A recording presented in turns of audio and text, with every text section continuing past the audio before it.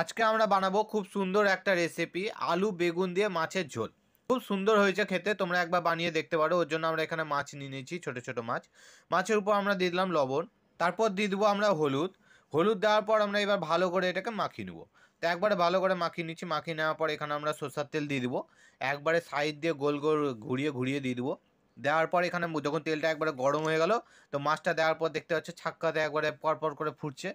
তো এখানে মাছ যখন আমাদের 5 মিনিট মতো লাগলো ভাজতে, তোমরা দেখে নেবো 5 মিনিটের কাছাকাছি লাগবে। তো আমরা উঠিয়ে নিলাম। তো তেল কমে গেল, সব মাছ তো তেল চুষে নিলো, তো এই জন্য আমরা আর একটু তেল দিয়ে দিলাম। তো দেওয়ার পর এখানে একটু দিলাম কালো জিরা। কালো জিরা দেওয়ার পর দিয়ে দেবো আমরা একটা চিনি। চিনি একটু, চিনি কিন্তু চিনি দেওয়ার পর আমরা দিয়ে দেবো হচ্ছে তেজপাতা আর একটা লাল শুকনা লঙ্কা, ঠিক আছে। তার উপরে একটু পেঁয়াজ। পেঁয়াজ দেওয়ার পর আমরা এখানে দিয়ে দেবো হচ্ছে মানে আলু বেগুন, যেটা আমরা কেটে রেখেছিলাম, ধুয়েও রেখেছিলাম। এবার আমরা এখানে মিক্সির কৌটা নিয়ে নেবো।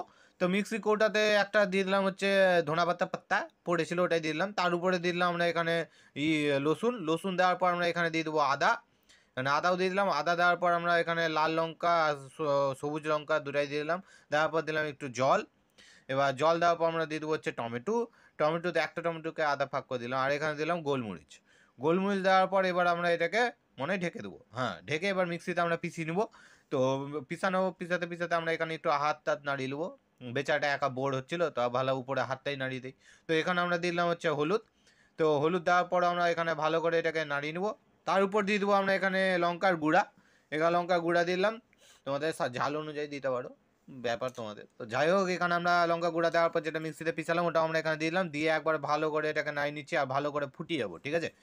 তো এখানে আমরা দিয়ে দেবো এবার হচ্ছে জিরা গুঁড়া। তো এখানে আমরা জিরা গুঁড়া দিয়ে দিলাম। জিরা গুঁড়া দেওয়ার পর আমরা দিয়ে দেবো ধনা গুঁড়া। ধনা গুঁড়া দেওয়ার পর আমরা দিয়ে দেবো গরম মশলা গুঁড়া।